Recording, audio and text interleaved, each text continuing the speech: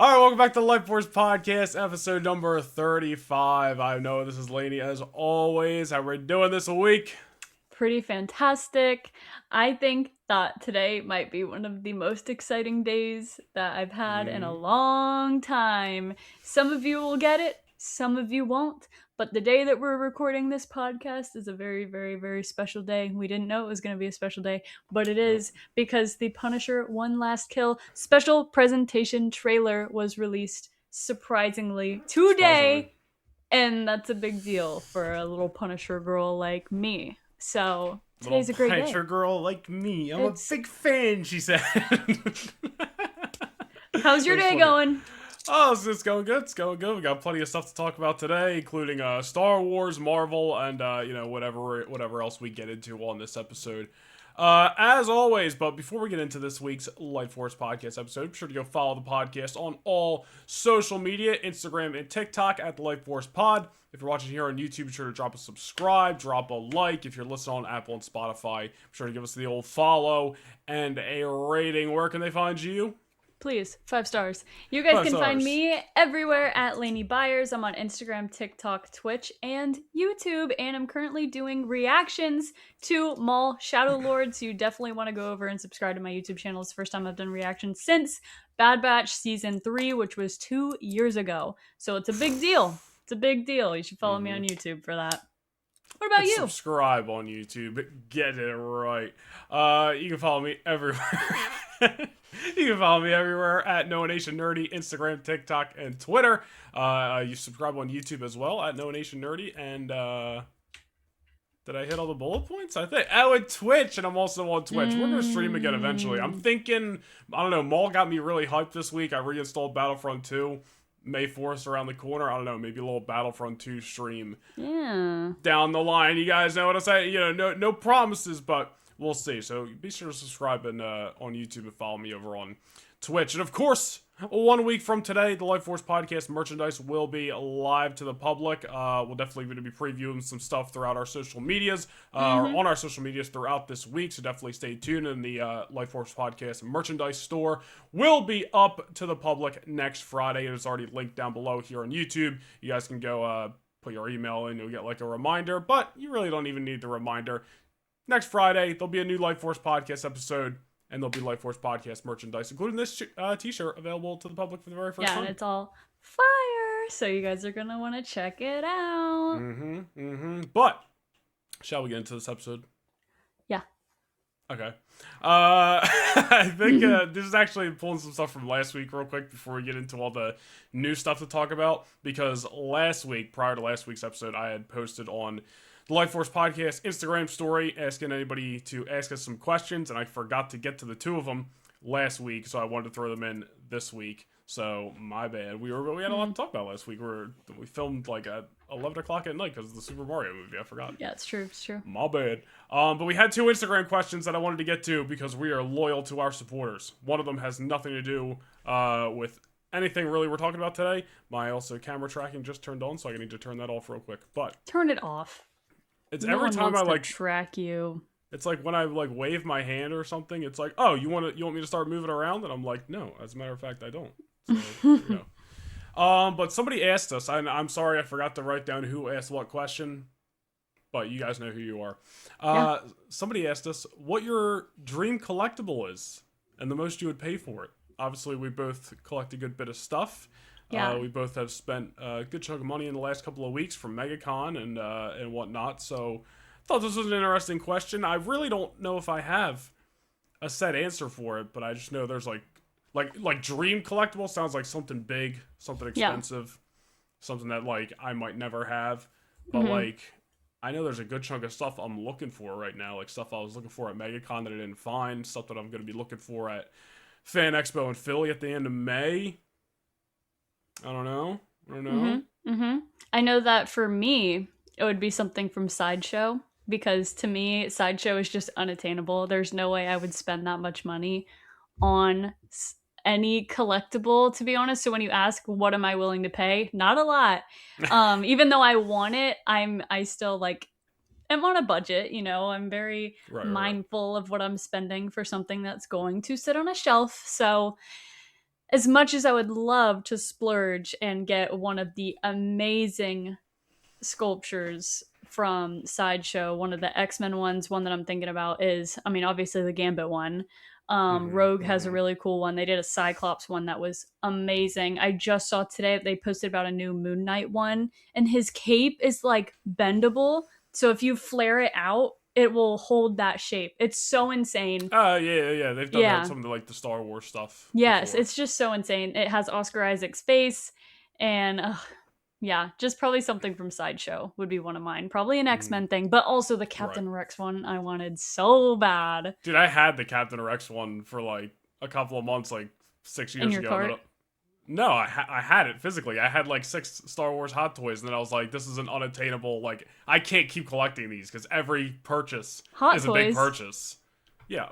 Well, the Hot Toys, I bought them through Sideshow Collectibles. So we're actually might be talking about 2 separate things, but that They are two purchase separate was. things for sure. Well, I meant 2 separate collectibles, so yeah, we probably are. But I bought it through Sideshow Collectibles, and the Yeah. Hot Toy is still like $250. Like, the Hot Toys Yeah. is just as expensive. And I was like, I Yeah. can't keep buying these every month. This is ridiculous. Yeah, because the Sideshow figures are like and closer to the thousands. Yeah. So yeah, I can't do that. Can't do that, guys. No. I think But the yeah. only thing, I don't know. I really want to get some of the Marvel Legends like helmets or like Wolverine's cowl or like the Daredevil one. I know there's a Magnetos. Magneto one from X-Men '97. There's also a Doctor Doom one that I did see in person at MegaCon, but I was like, I'm not gonna even bother trying to ship this home. So those are some of like the top things that I want to get. You just right have to now. wear it through the airport, through TSA. They'll be like, hey, can you remove that, sir? And Excuse we're me, gonna Mr. seal it. Doom. Excuse me, Mr. Can Doctor. you like not wear that right now? Unless you're RDJ, get that out of here. But I don't know about Dream Collectible, but those are like some of the top things I'm looking for right now.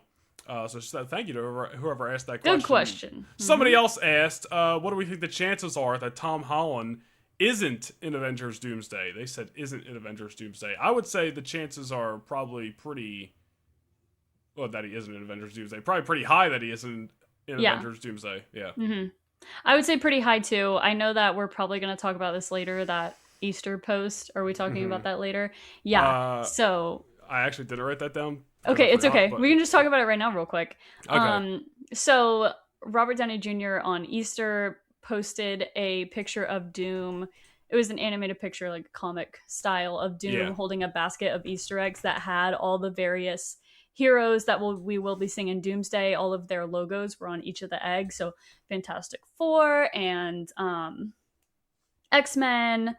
I think Captain America was on there. There's an Avengers one with the asterisks, kind of representing the new Avengers, and the Namor was on there.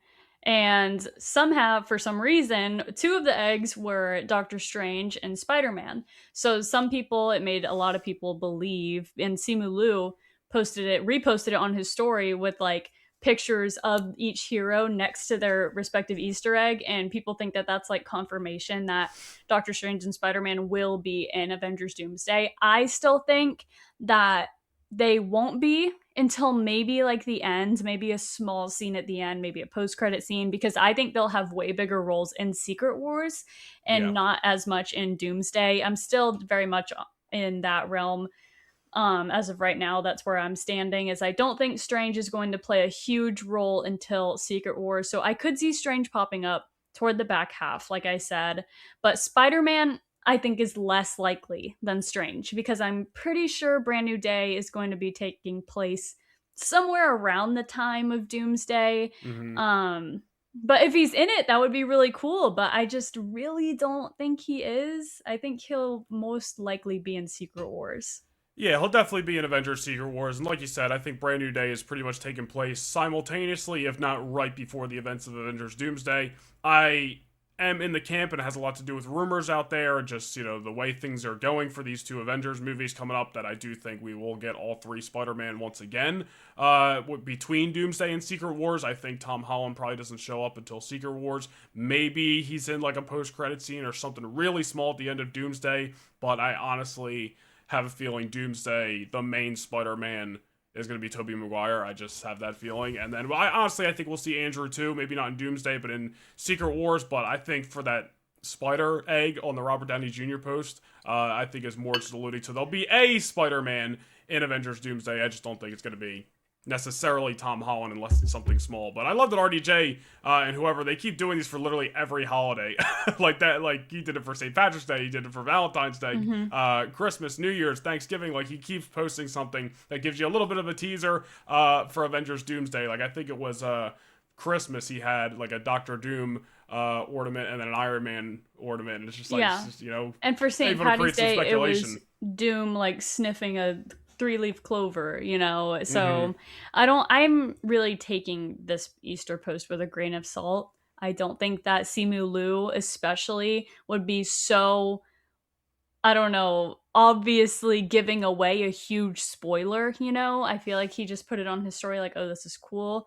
I don't think he would repost something that is a spoiler. You know what I mean? Yeah, and I don't So, think they would even post this if they thought it was not that much of a RDJ. crazy Yeah, no spoiler. Yeah, I way. mean, RDJ's like pretty hands-on with everything that he does. So I mean, in these movies, and you know, if anything, like I'm sure a lot of people just looked at this like, oh, it's just a fun little casual Easter post. But then on top of that, and coincidentally enough, because it's actual literally Easter eggs, there's Easter eggs in, you know, the post that people like us and everybody else could dig out to be like, oh, what's this mean? What's this mean? But yeah, as for Tom Holland being in Doomsday, I'm not banking on it, but I wouldn't be surprised. I wouldn't be surprised. Pretty much everything besides Maul Shadow Lord that we have to talk about this week is Marvel. So shall we talk about Star Wars first? Yes, please, All right, please. so earlier this week, Maul Shadow Lord Season 1, because we do know Season 2 is officially on the way. Season 1 premiered, Episode 1 and Episode 2. We're going to have 2 episodes every single week up until May the 4th. What a great time to be alive. Star Wars, we're just living in it right now. Mando and Grogu next month. Really just a great time to be alive, be a Star Wars fan. But Maul Shadow Lord, man, kicked off this week. 2 episodes that were absolute bangers, dude. I absolutely love these episodes. There was multiple great moments in each of these episodes, and outside of Maul, pretty much everybody is a new character, and I'm invested in like 4 of them. It's actually really unbelievable. Just the more that comes out about the production of this show, the more unbelievable it is, the more crazy, amazing it is. Like, I mean, Sam Witwer is always, always unreal in his role of Maul, and everything he does with it is just outstanding. But it just feels like it's on a whole new level in this show. And I mean, the animation is so beautiful, and the sound effects are insane. Vanessa Marshall is killing it as Rookcast. I am Mm-hmm. obsessed with her delivery of her lines. I love Vanessa Marshall. If some of you don't know, Vanessa Marshall is the voice of Hera in Rebels. So we always love when our Rebels people are getting a little bit more love. So I love Vanessa Marshall. And we have a new character, Brander Lawson. And I love where we're going with him. I love that they're giving him some depth. There's Yeah. more to know about this guy, and we're getting to know a little bit about his family life and everything. So I don't know. It's just crazy to me, the pacing of this show, because as soon as I turned it on, I was like, oh, we're just jumping right into it. Like, Yeah. they're throwing We're us in the middle of action. And the whole time, the whole show is like a roller coaster. And I didn't know that they ended up saying those exact words at the fan screening. And in my reaction, you hear me say, I feel like we're actually on a roller coaster, because this show just like yeah. accelerated. It's just, we're flying through all these events that are taking Yeah, it place. wasn't a slow start. No, and I love it though, because they do a great job of keeping you informed, keeping you up to date, not leaving you behind, you know, keeping you I don't know, just in I don't know what I'm trying to say. Well, I mean Sam Keeping you Witwer up to said date with like, the plot, you know, where you're not yeah. losing the plot just because the pacing is so fast. That's what I'm trying to say. Yeah, and Sam Witwer said in a recent interview that you could just go into Maul Shadow Lord blind. Like, you don't got to Mhm. be like, oh, let me catch up on the Clone Wars and where Right. he was in Rebels and the one Mhm. little appearance of Darth Maul and Solo. Like, you could Mhm. just turn on this show and they're going to catch you up. And that's, I think, great. It's always nice to have the prior knowledge of, last we left Maul in the Clone Wars, and well, we know he's going to show up eventually in Solo for those couple minutes, and then we know his story ends in Rebels. But Mhm. if you could just not know any of that, if somebody didn't watch those animated shows or forgot that he was even in Solo, then you Yeah. could just go into this show and they're doing a great job telling you the story, and they're also Mhm. not just sitting here lecturing you about the story. Like, they're Yeah. keeping this show moving. Like, immediately, that first episode is right into one of the clips that we saw in the trailer with Maul's first appearance and igniting the lightsaber and doing the jump and taking out the one guy. Yeah. As you know, they were doing a Yeah, it little was a heist there, crazy if you will. opening sequence. It was Yeah, it was really a crazy cool. opening sequence. I forget what else. I'm pretty sure. Didn't he have like 2 hallway scenes basically in each episode? Yeah. Yeah, and one of them was here with his 2 guys. I forget their names. One of them was in episode 1, and then episode 2, he tears down like a whole group of pikes. And it's like, dude, the action is off the charts, and the art is off the charts It's in these unreal. episodes as well. Like, I thought Bad Batch was visually stunning, and it is. It But is, like, yeah. Maul may be the best looking show animation that we've gotten so far for Star Wars. Yeah, I think that the animation style is even a little bit different. It's still in the Clone Wars style, but there's just some things that they changed a little bit. You know, like when Maul is using his lightsaber, it looks like a There's something paintbrush, about it. kind Yeah, of, it you looks know, so like cool. it looks like a paintbrush when he's swinging it. And then our friend of the podcast, Will of the Force, who you guys are very familiar with, posted today about how if you listen closely to the sounds of Maul's lightsaber, they actually included the sound of Sam Witwer screaming in the sounds of the lightsaber movement, which is insane. That's what I'm talking about when I say that just everything about the production of the show is out of this world. And I just cannot wait to see more. You guys know I say it all the time that Star Wars is at its best when it's animated, because the sky's the limit. They don't have any kind of restrictions or limitations when we're doing animation with Star Wars. So cannot wait. I'm so glad we're in the era of Maul, and it's going to lead us right into the Mandalorian and Grogu. So I'm very excited. I know. We're not gonna have to. We're being kept so busy, like with Marvel stuff, that we talk about Marvel so much on the podcast that when Star Wars comes up, it's almost like a breath of fresh air. So now for the next 5 weeks, we get to talk about Maul every week. And then just a few weeks after Maul ends, we're gonna be sitting here, and the main topic of the podcast that week is gonna be the Mandalorian and Grogu, which is gonna be freaking fire. I think something came out today that it's like 2 hours and 12 minutes. AMC and all other theaters are listing, which I'm like, let's go. I want a good freaking just nice Star Wars production. I don't want to be in and out. I want to just sit there and enjoy that theater experience for as long as possible. But Maul was on absolute fire this week. Move on without mentioning Devin Izara. Is her last name Izara? I'm not sure, but her name is Devin, the Padawan that Maul takes on. She's a Twi'lek. She's pink. And I just cannot wait to learn more about her, because she is obviously a former Jedi. She has a master that is still with her. I forget what his name is. You Master know what it is. Iko Diodaki. Iko Diodaki. I love him. Yeah, you love saying that, right? I just love that he's a dinosaur with a beard. I don't know. He's a great design. But Devin is so cool, because a lot of this show is paralleling, or at least including a lot of elements of George Lucas's original plans for the sequel trilogy. And I just love that. But a big thing that I love is that they're including Devin, because she's kind of some form of Talon from Legends.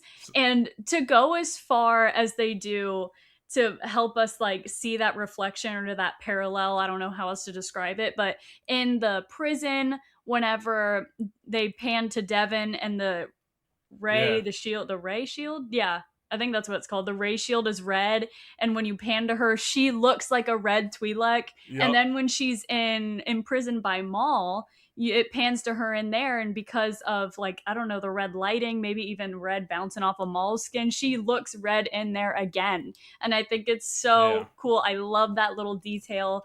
I was like loving that she was pink when we first reacted to that trailer, and I was like, I love that she's pink, because she's kind of red, but she's not. And I just love that it's kind of like Talon without being exactly like Talon. You know, she's her own character that we get to learn more about, but I just love that they keep putting her in this red lighting to kind of foreshadow that she is going to become Maul's apprentice. So I can't wait to see how that goes. I kind of like that it's not a one-to-one. Like, I like when it's like, hey, we're clearly adapting something, but we're going to put our own spin on it. And that's all we've heard a lot, like you said, of them kind of adapting some of George's stuff from his original plans from the sequel into this show, and probably for the next multiple seasons of this show, because they got a lot of territory they can cover with Maul. They literally have years in the Star Wars timeline where they could just have fun and tell Maul stories. There's only two like little points that they eventually have to lead up to, but besides that, they can have at it. So I love where they're going with this so far, and with Devin, as you said, and yeah, Master Iko Diodaki. What a great name. What a great looking character. Iko Diodaki, Master Daki. We first see him and Devin. They have a little interaction, and she's about to steal the food, and he's telling her not to, and then obviously she does, and that gets her all into trouble. And there's also a scene later on in the first episode where we just see him. I think he's just like sitting there meditating in the rain, and it looks so cool. And then in episode 2, cool guy. He's just a cool guy. And then in episode 2, he jumps off the bridge, basically lands in like a superhero stance, and force flips that vehicle over. Yeah. And I was like, yo! Yeah, dude, I was sick. like, oh, shoot.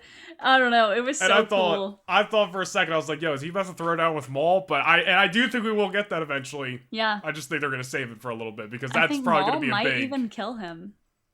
Or Devin might kill him, It might be one of those things where that's like her real test of whether she's fully on Maul's side and she kills him or something like that. But he was straight up aura farming when he jumped off the bridge and I loved flipped the vehicle and then had a stare down with Maul and then held up the entire bridge so that people could be saved afterwards. Yeah, he's always posing and like lurking in the dark. It was such a great scene. Guy. That whole speed, that whole chase scene, like even before that, with we were just seeing the chase scene, which both episodes had like a little chase scene, and what's his face freaking took the bazooka out for the back and blew up the car. I was like, oh, this is crazy. This is awesome, dude. So far, man, I know we're only 2 episodes in. Oh, and you know what? Last thing. I know I already mentioned it earlier, but Maul mowing down the pikes in the hallway was so freaking cool. Literally jumped off the wall at one point, took one out, and then held up one of them at the end to the roof. Just honestly kind of aura farming in this moment too. Just being like, look what I can do. Then drops him and cuts him on the way down with the saber, dude. I thought that was so fire. This whole show is basically Maul aura farming. It's pretty crazy. And I'm ready for more of it. I'm just like, this is peak. This is what I want to see. Yeah, so Maul Shadow Lord so far, off to a great start. We got 2 episodes thus far. We have 4 more weeks and 8 more episodes to go. Let's freaking go.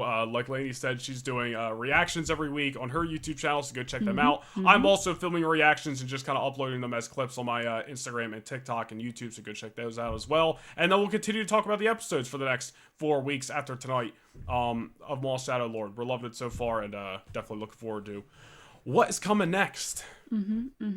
But shall we talk about the Punisher One Last Kill trailer? Yeah.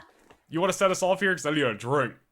Okay, so the Punisher One Last Kill trailer came out today. Noah and I actually reacted to it. You can find that on all of our Lightforce Pod socials, Instagram, TikTok, and YouTube. And oh my gosh, Frank Castle, I feel like might be the most miserable, saddest he's ever been. It looks like he's mentally just in like a really bad place. Because in Daredevil, he goes on trial and Daredevil's like, the best thing we can do for you is to put you into a mental institution to get you help, so that you're not in a prison.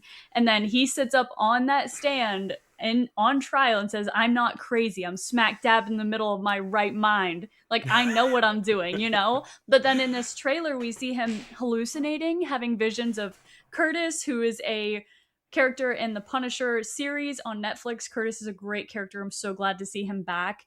And so he's kind of hallucinating. He's having visions. He might even be having like actual flashbacks as he's living, daydreaming about his family. I have something to throw in here, but I'll let you finish. But we're gonna come back to this. Yeah, I think he's just mentally going to be at the lowest we've seen him. But also we see him saving a little girl, returning her to her family. And I think maybe we might be putting Punisher on the path to anti-hero, because I feel like before now in this Punisher special, he's really just been a vigilante dealing out his own form of justice for the crime that was committed against his family. He wasn't, an anti-hero. He wasn't saving anybody. He wasn't getting involved with anything that didn't involve who he wanted to kill. You know what I mean? Yeah. So I feel like maybe this special will bring him into a role of anti-hero so that when we get to him in Brand New Day, him and Spider-Man have a bit more common ground, possibly.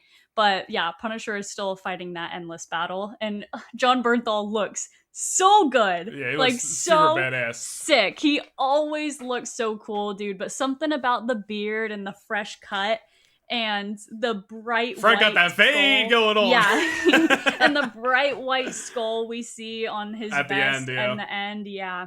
I hope we don't have excited. to wait all... Well, you know what? Forget what I was about to say. I was about to say, I hope we don't have to wait all season. It's a freaking 1 hour special. It's a 1 hour special. My bad. I forgot. I just had a 1 hour brain special. fart.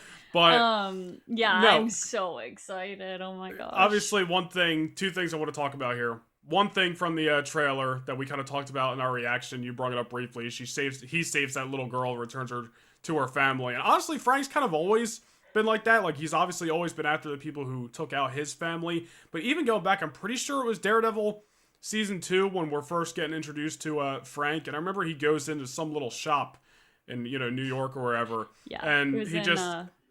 yeah, I think it was in Daredevil. Yeah, and that guy, wants to sell him some not appropriate videos. Yeah, and he just takes out the guy. So, but the reason I bring that up is, like, Frank's kind of always looking out, like, don't be messing with kids type of thing. Yeah. Same thing here, like, don't be messing with some little girl, and he brings her back to her family. And right. that might be the whole hour. That might only be a section of what's going on here. But Frank's kind of always been that guy looking out for, the little kids, because he knows what it's like to have kids and then, of course, lose the kids. So that's probably going to be a big part of this. I know you haven't seen this yet, but in season 2 of Punisher, he literally is like not involved with anything. No one knows where he is. He has a whole new identity. He's good. And then he throws himself right back into the frying pan because he saves a young girl from being attacked. Like, he gets involved and stops it from happening. And again, she's a kid.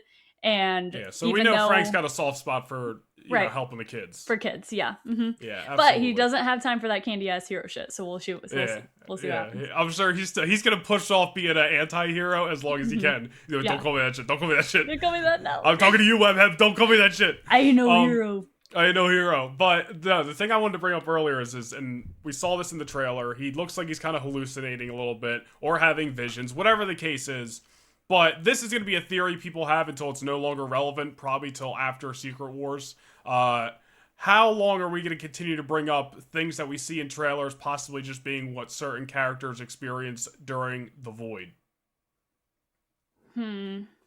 Like, is that so possibly what we're seeing here? I think it's voided?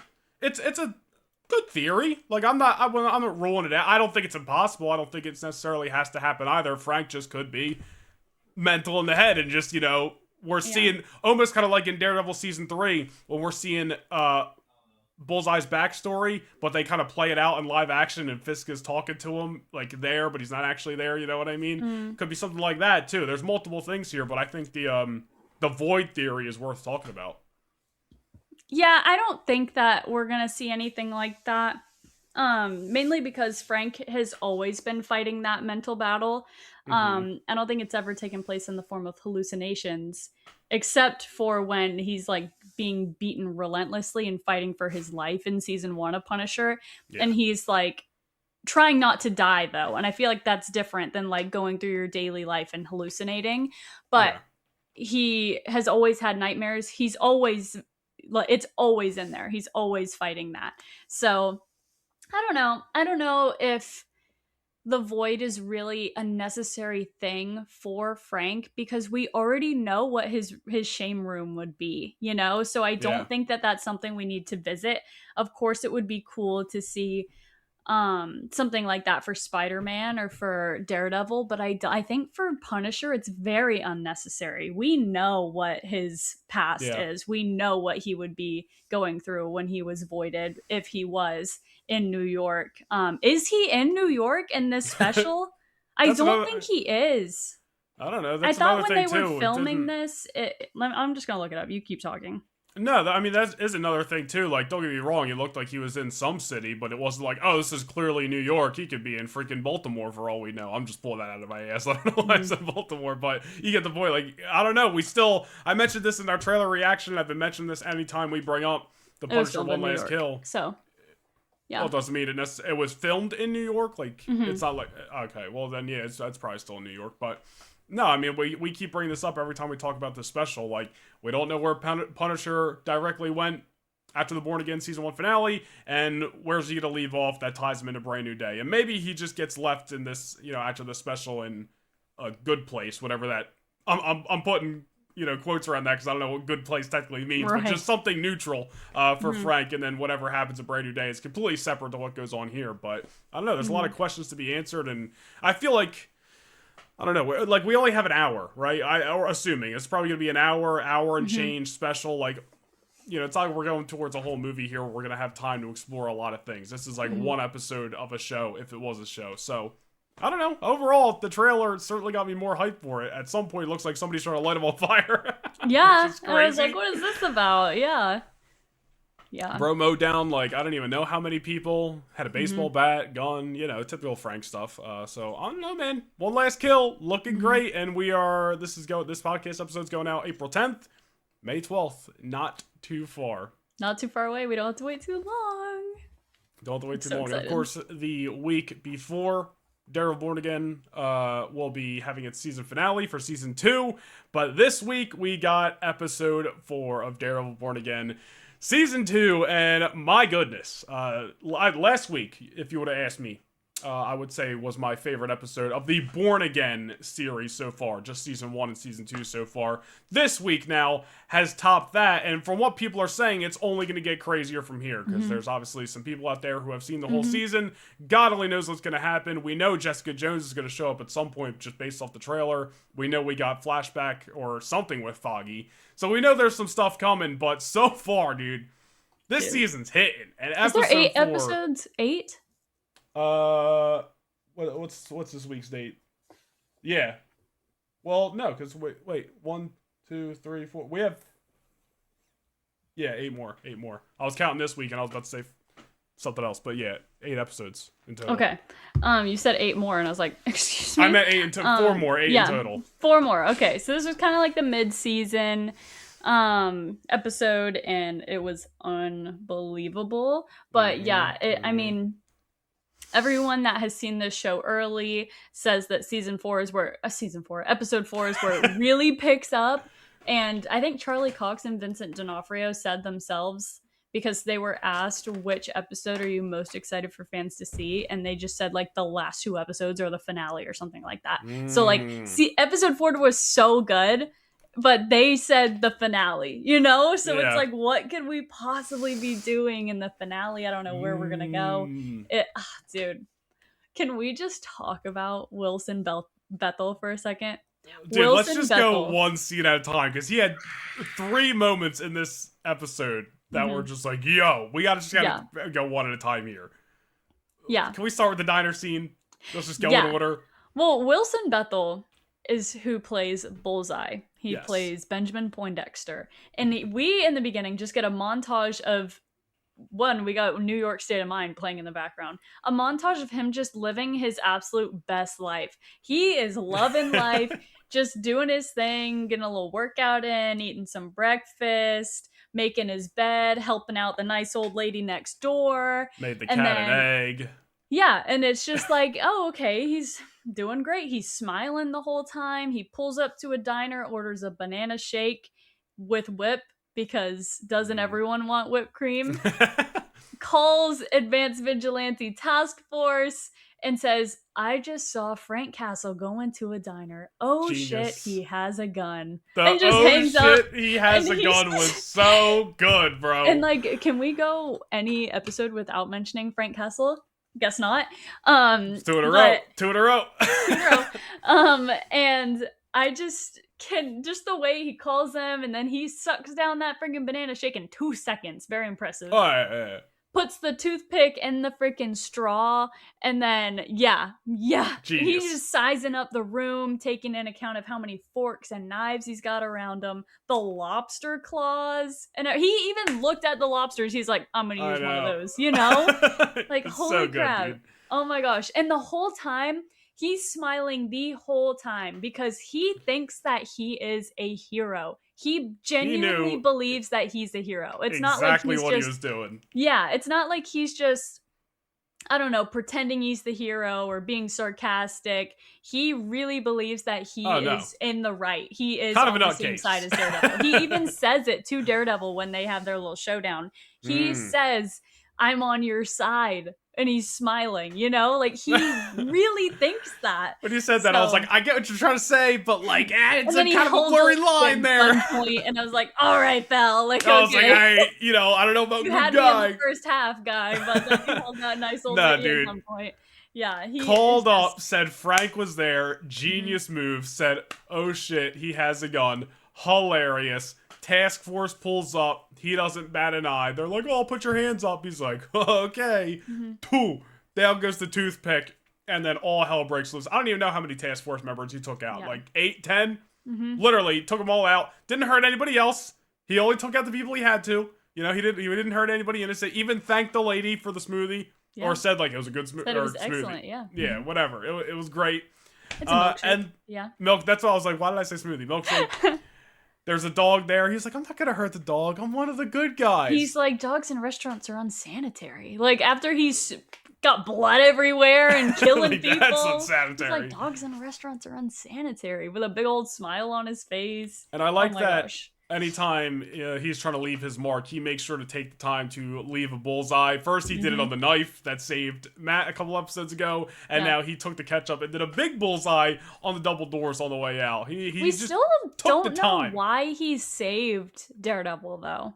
Like we never got any context for him saving Daredevil, which I think is interesting. Maybe we'll get it in a little bit because where we leave off in episode 4 is Daredevil Daredevil saves Bullseye from Kingpin, and then Bullseye takes off and Daredevil takes off after him. So maybe all we've seen them do is fight right now. Yeah. Like we need some dialogue. Maybe we'll get them, kind of like Frank and Matt in the graveyard kind of scene where they're having a little heart-to-heart, like, why did you save me kind of moment. So, and then he'll be like, well, why did you save me? I don't know, something like that. I feel like the context of Bullseye saving Matt is because he thinks he is one of the good guys, and he may be possibly trying to prove that to Daredevil so that Daredevil won't hunt him down.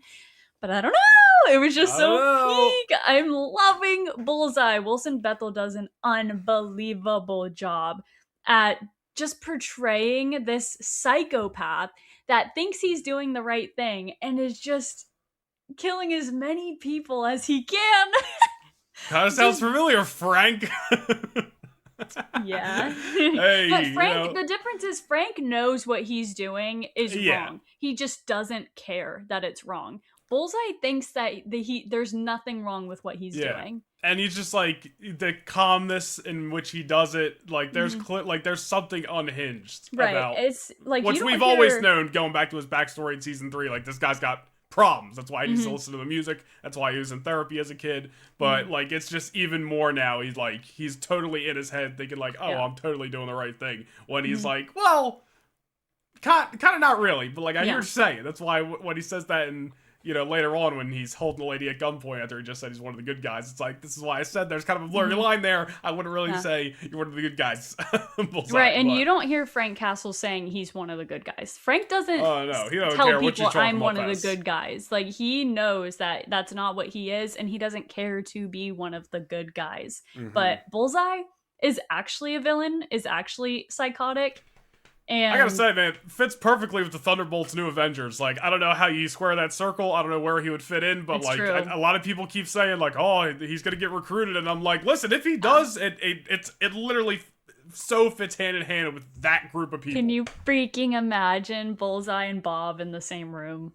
Dude, can you imagine John Walker being like, so what's this guy's problem? Like, he's like, dude, he could kill you with that freaking pen he's holding right now. And he'd be like, oh, okay. And like, Daredevil's in his apartment. They have that quick brawl. It's a great brawl, by the way. And then there's a heated yell at each other moment there. And he brings up Foggy, and he's like, don't mention him here, don't mention him here, not like this. And I'm like, oh shit, this is crazy. And then obviously, old Poindexter gets away. He says he's one of the good guys, but he took somebody's motorcycle.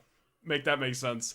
And then that's not the last we see of He him. literally almost killed somebody to take their motorcycle. It's a freaking whale took a soup can at him or something like that. Yeah. It's hilarious. Oh, shoot. And then, obviously we have to talk about the elephant in the room. Oh yeah, that's the elephant in the room. Ninja smoke. Is that I'm not here anymore. The elephant Kingpin in the room. When Bullseye pulled up to the boxing match that Wilson Fisk was having, I think that trophy thing that he threw was going to kill Kingpin. It was coming for his head when he deflected it with the belt. Yeah. But I think Bullseye knew, even if I miss, this is hitting somebody, is hitting Vanessa in the ring. Like, I don't think he accidentally killed Vanessa. Bullseye never misses. Right. With as much as they foreshadowed, Vanessa was literally having nightmares about being killed by Bullseye. The way they foreshadowed it, I don't think that he missed and hit him. You know what I mean? Yeah. It hit Vanessa. I think that he definitely knew, even if he deflects this, it is going to kill Vanessa. You know what I mean? I don't know. That was the genius of the ending, because all week people were like, oh, Vanessa's totally going down. Bullseye's taking her out. Vanessa dying, assuming she's dead, is not the surprise. It's just how it went down. Because like you said, whether he was aiming for Vanessa or aiming for Fisk, he got what he wanted in a sense, which was a casualty, and didn't miss. And it was just the way it happened was nuts, because the way it happened now is going to have Wilson going, I'm the reason, in a sense, that Vanessa's dead because I deflected the glass and the glass went into her temple. Like, this is going to set Kingpin off, and that is why these next 4 episodes are probably going to be bonkers. Yeah, I mean, part of me thinks that Vanessa is going to live, but there's also there's no one on site. He just sent all of his bodyguards after Daredevil and Bullseye, and that was a lot of blood. She was losing a lot of blood. I mean, it's a shard of glass to the temple. Like, I think that she probably is dead, which kind of sucks because I liked the arc that they were setting her up for. As much as I don't care that she's dead, I liked that they were setting her up on an arc with the governor, saying that, like, she balances Kingpin. She's the one that the governor can put her faith in because she knows that she's there. Because without her, there's no one to quell the dark side of Kingpin, and that's the thing. That's why it's genius it honestly was a genius scene to have with her and the governor, because it kind of set the stage like, hey, you're the only reason like things are at least even keel for Wilson right now, but take her out of the picture and now he's going to be a loose cannon. And then that's exactly what happened. Yeah, I just, some people have said online, like, oh, maybe she'll just, like, lose her memory. But I'm like, well, what good's that do if she loses her memory? Yeah, just I don't take her out. Through that. Yeah, I don't want to go through that. And you know what? Like, don't get me wrong, like, justice for Foggy, right? But one thing that the entirety of all 5 seasons of Daredevil between Netflix and the Born Again stuff has done is take characters out before the cast gets too big and while they're still like, oh, man, I was really enjoying that character. Whether it was, Ben Urich or Agent Nadim or Foggy or now Vanessa. It's like they make sure that the focus is still on Daredevil and Wilson. All the focus is on them. They continue to have these deaths surrounding them that just drive the story. I absolutely love the ending. It was the way they went about it was a nice little twist. And now there's this whole thing of Daredevil and Bullseye need to, like you said earlier, they need to like kind of lay their cards out on the table. Why'd you help me? Why'd you save me? Why'd you stop me from killing Wilson? Even though Daredevil already explained he doesn't want to turn Wilson into a martyr. It was great. It was great. Sorry to ramble. But now Vanessa is going to be the martyr. Oh, yeah. I was like, dead. Nothing of what I just said was confusing. Vanessa's probably going to be the martyr now. It's a new way that he can push his political agenda for anti-vigilante, which Bullseye isn't a vigilante. Bullseye, you know what I mean? When has Bullseye ever done anything like dealing out his own form of justice? He's never taken down... No.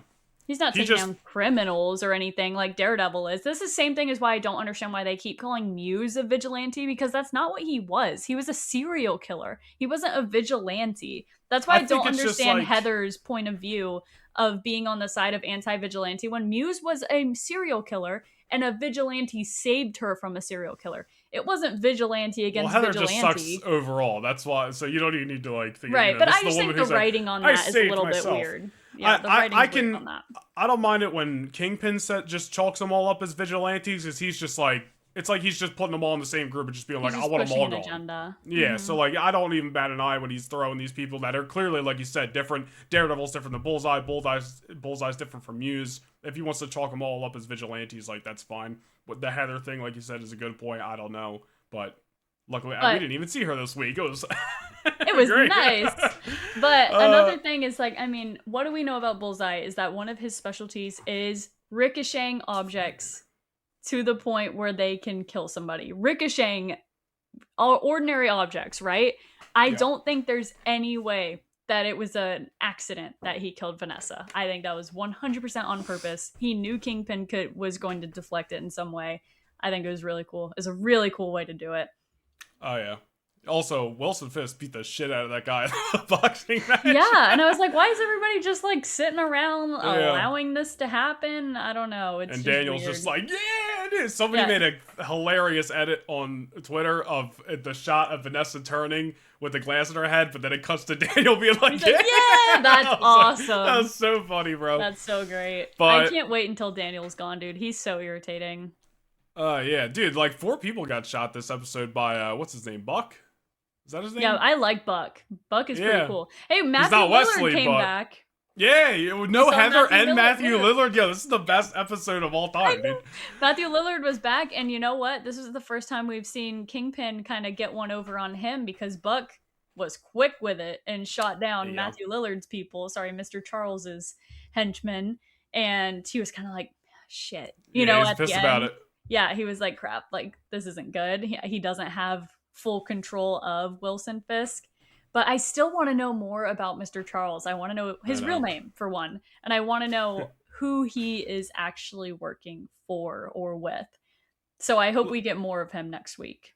Well, yeah, and I know we talked about it before, but even if it's just the case that he's kind of like the representation of Valentina in this show, because maybe that you're just not going to get Valentina and they just wanted a representation for her in this show, well then I still need to know what her motive is. So if he's just filling the gap, well fine, but what's her involvement? Like there's obviously something there, but I don't know, man. Well, after this episode that was absolutely peak this week, apparently it's only going to go up from here. I still got a lot of questions.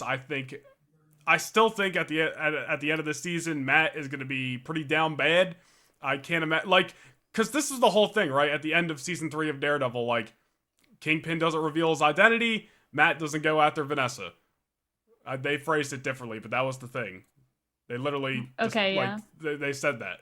But Vanessa's gone now, so I don't think Wilson's going to give a damn about actually revealing his identity. Something that they've been talking about throughout these 4 episodes so far. So I think Matt's identity as Daredevil is probably going to get put out there at some point. It really doesn't change anything, though. Well, that's what I'm saying. I don't know what's going to happen from there, but I just think that's going to be one of many things that Wilson's about to go off the hinge with. And listen, there's also been some rumors out there that Wilson's not going to be the main villain of Daredevil Born Again Season 3. And, you know, we talked about this last week of him talking to Vanessa about being like, well, what else is there to conquer or whatever. And he said, bigger than New York. So maybe Wilson leaves New York by the end of this season, not dies, but like goes and does something else, and then somebody else steps in. I don't know, and that's why, you know, maybe in Brand New Day we see what's her face given the key to Spider-Man. I'm just throwing random speculation out there. My mind's going a million miles a minute with all this Daredevil stuff. But yeah, I know that. I think that with the foreshadowing that we got with the governor saying, like, if you keep him in line, like, I can get behind that, but if he is out of line, then I'm going to impede on his political agenda and probably have him removed from office. So I feel like if Vanessa is actually dead, he's going to go off the walls. He's going to be unhinged. He's going to just completely overstep his boundaries of mayor of New York, and he's going to be removed from office. You know, they're going to name him like not the mayor anymore. He's going to be removed from office by the end of the season. I don't think he's going to be mayor by the end of the season, because there's no way he's still mayor in Spider-Man Brand New Day. No chance. Yeah. You know? So yeah, I'm just excited to see where they go. I cannot wait for next week. Yeah, dude, I don't know. Like, everyone keeps saying, oh, it gets better from here, it gets better from here. I'm ready, dude. Like, let's lock in. I'm still in the boat. Like, I don't even know what Earth 616 New York's going to look like after Avengers Doomsday, which means I don't even know what this show's going to look like for season 3. But I'm ready for it. Every week we're getting new set photos leaking from this thing, whether it's, Luke Cage and Iron Fist or Karen Page this week, so I'm ready. Yeah, the street level heroes are eating right now. They're Eating. so Great good. great time to be on the streets of New York at Earth 616, which usually isn't the case. Technically still isn't the case, but yeah, I don't know about that. if you're a vigilante willing to fight, it's a good time. Oh, one more thing. I am sad that in the very beginning of this episode, friggin' Jack Duquesne, the swordsman, bowed out. He was like, here's my bank account numbers. You take what you need. I'm too old for this. I'm out of here. And I was like, no, I love you. Please stay. What do I give him his bank account? What they're even going to use that for? He needs funds. I mean, where else would they get money? They can't work. Well, yeah, I didn't know if it was just for, just so, hey, you could survive, or if there was, a reason. Well, and if, Matt or Karen use their credit card somewhere, then they immediately can track them, so... Oh, I hear you. I don't know, maybe he'll pop back up. I hope he does. I hope he does. Shall we move on? We got some X-Men news to talk about, and some other Marvel news. We're already 50 minutes into this episode, but... Fuck it! There was one thing that was announced earlier this week by old Marvel executive. I don't know his official title, so I apologize. But Brad Winderbaum on the Escape Pod podcast did announce that the Marvel Zombies is coming back for season 2. And he said that. Marvel I was Zombies. listening to that episode and he said that, and I was like, I don't think we knew that. No, we didn't know that, and he didn't be like, I'm here to make an announcement. He just kind of threw it out under the radar. Yeah. I was like, oh shit. But yeah, we're getting Marvel Zombies season 2. We both loved season 1. It was only 4 episodes or something like that. But it was a lot of fun. We talked about it on the podcast back in September, October, or whatever it was. But apparently they're working on season 2. I don't know if it's going to come out this year. Probably not. But next year, I'll be about it. Marvel Zombies, how we feeling? Yeah, thank God, because it was a huge cliffhanger that they left us on. So I'm so glad that it's getting greenlit. If you guys haven't seen that episode of the Escape Pod podcast that came out this Monday with Brad Winderbaum on as a guest, you have to watch it. I mean, oh my goodness. It just makes you feel, as a fan, a lot closer to the studio than you think. Hearing all his insight, knowing that he sees all these things that all of us people online post. He's very in tune with the Marvel community and fan base online. And just listening to him talk about each project that he's worked on in the past and that he's currently working on is so cool. So you guys should definitely check that episode out. But I'm excited for Marvel Zombies. It deserves a second season. And I think Brad even said on that episode of the podcast that it's all about fans showing up and giving the shows the viewership, and that's why they get greenlit.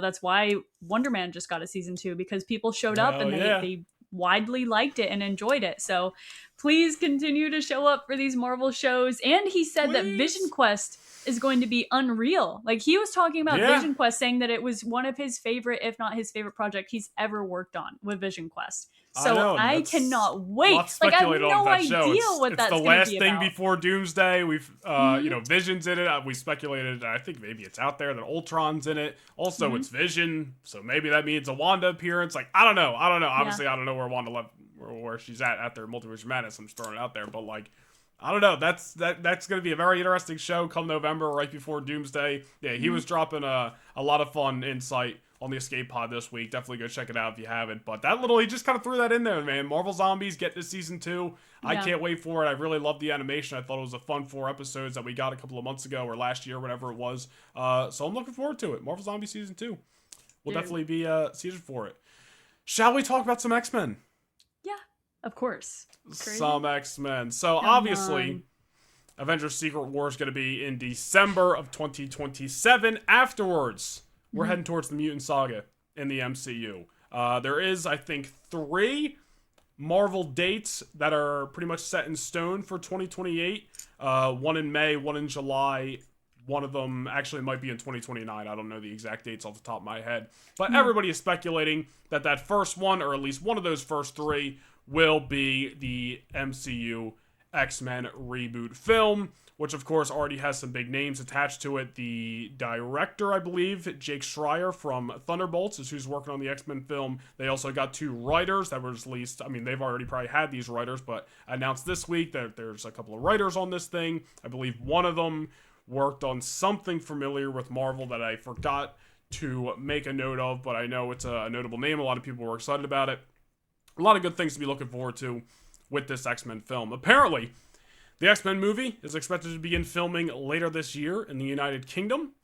And as of today, there's rumors out there that the X-Men are to be revealed in July at San Diego Comic-Con. No way. I saw some casting rumors today. So I was like, they have to be actively casting for this movie. And I saw the rumors were for 2 specific people, for Rogue and for Beast. And I just can't wait. I can't wait. Oh my goodness. That would be huge. My assumption is, and this is obviously all rumors, we don't know if they're actually going to announce the initial X-Men cast at San Diego Comic-Con, although what a way to make a splash. And also, like, would be interesting for them to do it this year and not next year, because I feel like it would make more sense, but maybe they want to get ahead of leaks. I don't know. Well, remains to be seen if So did you say the movie's not supposed to come out till 2028? Is that what you said? 2028 seems to be the assumption that everybody has, which is why I'm saying it would make more sense for them to announce the cast, I guess, next year. But at the same time, if you're trying to get ahead of leaks because you're going to start filming this thing later this year. Because Secret Wars is next December, right? That's what I'm saying, yeah. So maybe they're just trying to be like, we know people, the names are going to get out there eventually, so let's just get ahead of the curve type of thing.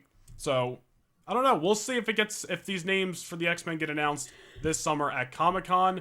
But, yeah, I mean, I'm definitely looking forward to it. And if Sadie Sink is playing Jean, I will be interested to see if they bring her out on stage, because I'm pretty sure Comic-Con is the week before Spider-Man Brand New Day, and obviously if she's playing Jean, she's going to be a part of that initial X-Men film. Yeah. So, would be interesting to see if they also throw her out there if she's playing Jean, or if they, even if they were to announce some of the new X-Men, held her back just so everybody can go see Spider-Man Brand New Day the next week and find out for themselves type of thing. I wouldn't put it past them to announce her role in the movie right before it came out, because you know how they reveal more and more things the closer you get to the release date. The same way that Super Mario Galaxy, like days before the movie release, posted a big old freaking thing of Star Fox. So I wish they had just not said anything about that. The same way I kind of wish they wouldn't say anything about Sadie Sink's role in Brand New Day. That's why I try to stay away from trailers when we get closer to the release date of things. Yeah. Because I don't like that they reveal too much. I would much rather go into it as blind as possible. But I still think it would be really cool if they did announce, if she is Jean Grey, like absolutely is Jean Grey, I would think it would be cool for them to announce her as well at Comic-Con. I hope that they keep doing announcements like that at Comic-Con. I think the last person or group of people they announced for roles was the Fantastic Four back in 2019, 2021. Well, I mean, they did the RDJ thing in 2024, but I think that was the last like big Comic-Con reveal. Yeah, maybe 23 or something like that. Yeah, I think that's what it was. Yeah, I think it was 23 because it was after Stranger Things. I'm thinking of my Joseph Quinn timeline right now. It was after Stranger Things, so I think it was 23 or 24 or something like that. Did they even reveal the cast at Comic-Con, or did they just like? They did. Why do I have like a vivid memory of them just dropping a poster one day with like all their? They revealed him because I remember specifically watching an interview of Joseph Quinn and Evan Moss-Backrack and behind the scenes at Comic-Con, like right after they were announced and stuff. So, yeah, I can't wait. I really hope they do, because it keeps the convention scene what it's supposed to be, you know? San Diego Comic-Con is a great way for studios to get closer to fans and make fans feel more involved in projects when you make announcements there and not just online. It's a lot more personal. So I hope that they do announce those X-Men at San Diego Comic-Con. And if it is revealed that they are 100% doing that, I might have to be there. I might have to get myself there, because holy crap, this is the best era ever for me. Yeah. I'm really looking forward to it. Remains to be seen if they're actually going to make those announcements at SDCC. I hope they do as well, because some big moments have happened at San Diego over the years, like RDJ as Dr. Doom a couple of years ago.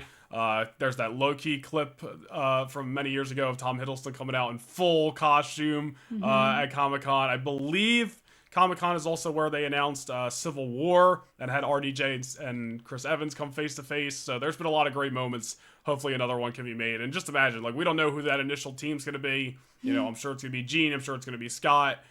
Who knows? We could get an Iceman. We could get a Beast. A Rogue. Like, who knows who they could announce. But I definitely hope love, it though, happens. just from the casting rumors, they are going with a younger cast, and I'm so glad, Yeah. so glad they're sticking with a younger cast so we can grow with them.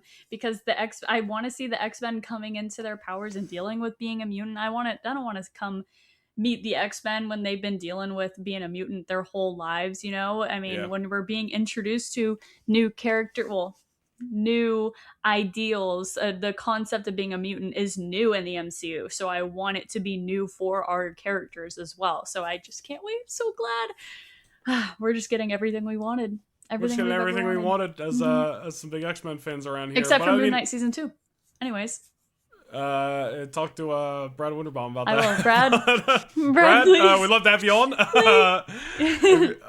But yeah, I mean, listen, I also agree. We've talked about this a million times, the young X-Men cast, and I think they're going to kind of build around Jean. I think Jean is going to be. There's been rumors out there of her kind of being one of the big players of the mutant saga, and if she's kind of going to be the Tony Stark, the Iron Man, RDJ, what he was to the Infinity Saga, if she's going to be that to the mutant saga, then yeah, I want everybody to kind of be around those same ages and have her at the centerfold. And I mean, she's freaking Jean Grey, so if anybody doesn't know that Jean Grey's a big deal, they're going to find out. But there's also been some more, conversations out there about the X-Men stuff. I believe it was Jake Schreier talked about this as well. He was talking to Collider and said, rumor has it that Marvel doesn't plan to reintroduce, Professor X and Cyclops, Storm, Wolverine, Jean Grey, Beast, Rogue, Gambit, and the rest of the team in the most obvious ways possible, and probably a lot of that is the ways that we've seen before already done by the Fox X-Men movies. The idea is to build something with room for expansion while avoiding at the same time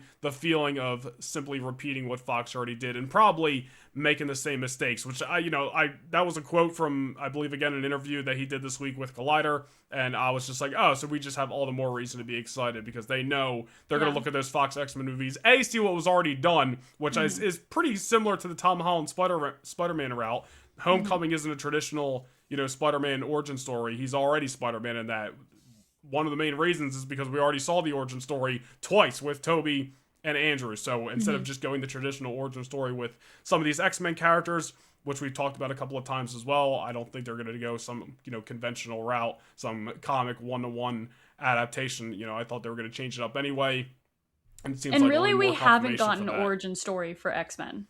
Like, we haven't before. Actual origin, like, first team origin story. Never. We've never gotten that. Not in X-Men, the animated series. They mention the first team a lot, but not in that. Not in X-Men 97, not in the Fox X-Men. We've never seen in visual media the original X-Men team. The founding of the X-Men has not happened. Even in X-Men Evolution, it's a different kind of take on the founding of the team. Which I love. X-Men Evolution is my favorite X-Men show. Just of all, it always has been. It's what I grew up on, but it's a different take. It's a spin. That show is very much a spin on the backstory of the X-Men, but Wolverine and the X-Men, not the origin at all. So there really hasn't been anything like that before. So getting the X-Men actual origin story on the big screen is going to be so cool. It's going to be phenomenal.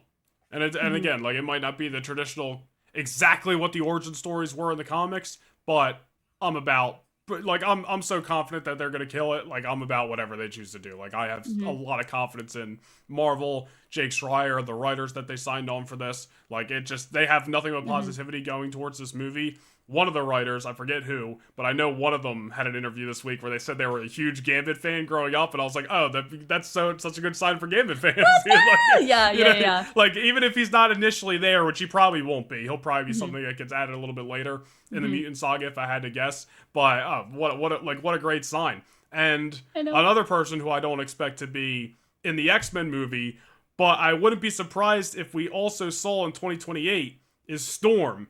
Because Black Panther 3 is apparently coming out in 2028. And I'm like, Black Panther 3, Mutant Saga, I mean, it's right there. It's right there. Come on, and bro. That's one of the, I don't know, romantic couplings that I've always wanted to see take place on the big screen, or at least outside of the comics, is Storm and T'Challa. So I cannot freaking wait for that. Perfect setting, too, because obviously this would be a recasted Storm, and you would obviously also have to have a recasted T'Challa, so they can both have this first movie, You can kindle that it's got all the makings of something great. I really hope that they go that way with Black Panther 3. Even if Storm isn't the main story. Right. Get her involved, introduce her there, and how she ties into the greater X-Men eventually remains to be seen. But there's a lot of says anything to what I said earlier. X-Men First Class is not what the original X-Men team is. You think Mystique and Havoc and freaking what's his name, Darwin and Angel and Banshee were the first X-Men. Like the only one out of all of them that was part of the first team was Beast. It was Beast, Cyclops, Jean Grey, Angel, and Iceman. That was the first 5. We've never seen that done before. So I really hope that that's the route that we go. So I literally just clicked over to Twitter. Maybe this is spoilers, but it's really probably just rumors. Jeff Snyder, is out there. We've talked about him a couple of times. He's had some scoops, some rumors. Apparently tonight said that the MCU X-Men reboot is starting with the original lineup. Let's go! No way! Cyclops, Jean Grey, aka Marvel Girl, Beast, Iceman, and Angel. Let's go! I'm so Remains excited! to be seen if that's true, but I mean, that is exactly what should be happening. Exactly what should be happening. That's what I've always wanted. I'm so glad, you guys. And what then, a perfect setup. Like, I just said that. Perfect, like, the perfect 5 to start. Give us the original team. Introduce Storm and Black Panther 3. Then remains to be seen where we introduce Gambit and Rogue down the line, and then remains to be seen what happens with Wolverine, because I still think they're going to keep Hugh Jackman Wolverine around somehow, some way. How he's going to get involved remains to be seen. But that initial 5, and then, I don't know, Professor X, I don't know where he's going to come in, but we'll get him in there, obviously, lead the ship, maybe. This is good shit right here. Yeah, and I'm hoping that maybe they'll follow the first comic. I don't know if it's the first Uncanny X-Men comic, but I know that I just started reading the original, like, way back first X-Men comic, and the original 4 boys, Iceman, Angel, Cyclops, and Beast, are on the team. It's established. It doesn't show, you know, Xavier recruiting them or anything. They're on the team. They're training. They're established. And then the first comic is them bringing in Jean Grey, Marvel Girl, for the first time. And so that's I hope probably what's about to happen then. I hope that that's what they do. Because Jean's out here on her own, most likely in Brand New Day. We'll get through Secret Wars. And then they go out and they fight Magneto for the first time. Yeah, that's their first fight out, is fighting Magneto. You think, all right, this is the last stuff we have to talk about. So just for the sake of conversation here, who do you think's going to be, if you had the choice, the big bad of the mutant saga? Because Magneto... It has to be Magneto. But do you think it always will be Magneto? No, I also think it could be Sinister. That's who I think. A thing that the X-Men animated series does very well is keeping all of the big bads, like, present in the show. Mystique is always a player. Apocalypse is always a player in the background, like a big threat that's like gradually picking up. That it's like the Thanos of the Avengers. That's Apocalypse. He's always moving the chess pieces, and there's always a build up to Apocalypse. But Magneto, Sinister, Mystique, they're always, you know, getting their time as the big that's bad. What they. I mean, technically, Apocalypse should probably be the big bad then, the Thanos level that we eventually lead up to after 10 years. Yeah, which is going to be great because, bro, Apocalypse. I hate X-Men Apocalypse. That movie sucks. Yeah. Poor Poe Dameron. Poor Oscar Isaac. I'm sorry, bro. I can't believe they covered you. The best thing that came out of that movie was Michael Fassbender as Magneto. Like, some of the greatest things I've ever seen. Absolutely. Listen. Oh my goodness. Yeah. That's the tales all this time with the Fox movies. Great castings, and they all have their moments. But overall, that movie sucks. Yeah. I just really hope, you guys, I really, really, really, really, really hope that they keep Michael Fassbender as Magneto. I love them. Though. I think they can. Like, I don't think the only person I think stays around is Hugh Jackman. And listen, I'm not even saying that because I'm a huge Wolverine guy. Obviously I am, but like, nobody's gonna deny that guy is like, no, I think they can do it. Guy. Michael Fassbender is about to be 50 years old. He can do it, and he's a Magneto that we can stay with. I'm about it if they figure it out. I just feel like, is anybody talking about that? Like, is that actually gonna happen? Like, and even like, they got Ian McKellen showing up for Doomsday and probably Secret Wars, maybe. Like, and then is Michael Fassbender also going to show up, maybe? Or is Michael Fassbender just off on his own? Like, Ian and Sir Patrick because they're the icons, it's their last hoorah. And also, if we were getting Michael and James, then we'd be getting young Beast and young Cyclops. That wouldn't make any sense. But what I'm saying is then, like, you have to explain, like, where they're all at. You wouldn't have to explain anything. We got Secret Wars resetting the board. There's multiple Peters across realities. Why can't we have another freaking Michael Fassbender Magneto? Hey, listen. If that happens, just like Tom will be the last, Spider-Man standing after Secret Wars. If he's the last Magneto standing, keep Hugh Jackman as Wolverine. We should absolutely be able to do that for Michael. Listen, Fassbender. I'd be about it. And same thing goes for who's Professor X actor again? James McAvoy. James McAvoy. Both of them are freaking great. All right? They're the best part of First Class. Days of Future Past. Hugh Jackman's in. As much as I hate it, I think James McAvoy is more likely to get recast as Professor X. Even though I feel like if he stayed, I feel like he's more likely to get recast than Michael Fassbender is. Maybe some people will disagree. Maybe you'll disagree. But, like, I wouldn't keep one and not the other. Either keep them both or get rid of them both. If I had to pick one, it'd be Michael Fassbender. And I love James McAvoy. Love him. But I think that another person can do well as Professor X. They have unbelievable chemistry, so I do hope that it would be both of them. Their chemistry is off the charts together, but I just feel like it'd be weird to keep one of them. Deserves to be Magneto and keep being Magneto. He deserves the good writing. You know what I mean? So does James McAvoy. I understand, and that's what I'm saying. I would love if it was both of them, but if I had to pick, it would be Michael Fassbender. Hey, listen, if they keep those guys around, I'm about it. And then eventually you get Mr. Sinister in there, but then eventually you get an actual Apocalypse. And none of this Oscar Isaac, he's not physically imposing 10 pounds of makeup Apocalypse. I think of Apocalypse, I'm sorry, I think of the cartoon. Like, I want my Apocalypse to look huge, badass, kind of colorful. Galactus in Fantastic Four, where he wasn't super colorful, but he was imposing. Apocalypse That's not how big big. Apocalypse is, though. Let me finish. I said Apocalypse isn't that big, but I'm just saying, like, they did that justice in my eyes. Like, they made Galactus look cool. Okay, yeah. That's what I need when we eventually get to Apocalypse. Because he just looks like another Joe Schmo with 10 pounds of makeup on in X-Men Apocalypse, bro. Yeah. I'm sorry, Oscar Isaac. You got that, and then... Yeah.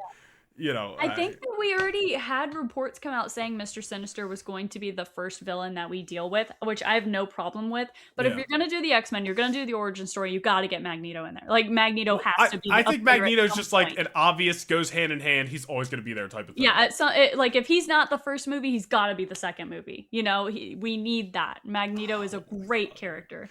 We're just in the time, like the time to be it. Guys, I can't wait that long. Can't wait that long. If anybody sees this, be like coming out now and next year. Listen, gotta hold me over. Anybody who sees this, I'm gonna clip this out. Anybody who sees this clip, if they're gonna announce X-Men stuff at San Diego Comic-Con, please give us an email. We want to come. Bro, X-Men is coming out 2028. Hopefully, we could not be more excited. But did you have a game? I did. I mean, we've been on here for an hour and 12. Do you want to keep going? Should we just play it real quick? Sure. It's honestly not gonna take long. So, pretty simple, honestly. Kind of a yes or no thing here. I wrote down a movie. That's going to be kind of your starter. I'm going to keep naming movies, and you just got to say whether you like that movie that I'm naming better than the one that's your movie. We'll see what the last one standing is. So, I picked a movie that I know is one of your favorites, Thunderbolts. We both love Thunderbolts. So, is Thunderbolts better than Spider-Man Homecoming? Yeah, I'm taking Thunderbolts. 100%, yeah. Thunderbolts, is it better than Fantastic Four First Steps? Better than, do you like it more? However you want to interpret it for the sake of the game. I do think it's better. Yeah, I do. All right. Thunderbolts versus Deadpool and Wolverine. Thunderbolts. Thunderbolts versus Guardians of the Galaxy 2. I'll take Thunderbolts. I'll still take Thunderbolts. All right. Yeah. I'm gonna throw an oddball at you here. Thunderbolts versus X-Men: Days of Future Past, which I believe is both of our favorite Fox X-Men movies. Yeah. Oh yeah. I know it's a hard one. Listen, Thunderbolts, we might be. Some people might say we overrate Thunderbolts, but we both think it's great. It's both in both of our top 10s. Yeah, and it deserved. Honestly, I think I would start to move it even higher up than I did because it was at my 10 Mm. spot. But I think I'm gonna take Thunderbolts. Take it, Thunderbolts. Thunderbolts versus Black Widow. Thunderbolts. Thunderbolts versus Iron Man 3. Oh frick. I didn't put an Um, Avengers movie on here if that helps you, because obviously at some point it's like, all right, like we gotta knock Thunderbolts off the pedestal here. yeah. You know what's crazy is I do think Thunderbolts is better than Oh, Iron Man yeah, 3. I think it's better. It is, so I'll take Thunderbolts. Thunderbolts versus The Amazing Spider-Man 1 with Andrew Garfield. Oh man. It is really good, but you Andrew's guys, your favorite Spider-Man. I'm not a lizard fan though. I don't like the lizard. I don't know. There's something about lizard that brings it down a peg for me. I like the lizard in that movie, personally. I would have rather a different villain for him though. I appreciated that They in went the TASM different 1 and route. 2, they did different villains than Yes, I what agree we with that. previously I do got in the agree with Tobey that. trilogy. Yeah, and So. Andrew is my favorite Spider-Man, but Mhm. I think I'd still go Thunderbolts. Yeah. All right. Thunderbolts versus what I think might be your second favorite X-Men movie, but I could be wrong. Yeah. X-Men First Class. Yeah, I still take Thunderbolts. First Class is my second favorite though. You're right. I still take Thunderbolts. It's all up though. here, guys. It's all up here. X-Men has a lot of room to grow, you guys. The MCU, a lot of MCU movies I would take over the Fox X-Men, obviously. Let me tell you right now, I'm fully prepared for both Spider-Man Brand New Day and the X-Men reboot. X-Men reboot movie to a couple years from now. Both probably make their way into my top 10. Like, I'm very much anticipating they will. I'm not trying to set high expectations, but I think they're both going to be that good. Oh, I have the highest expectations. Thunderbolts versus Thor Ragnarok.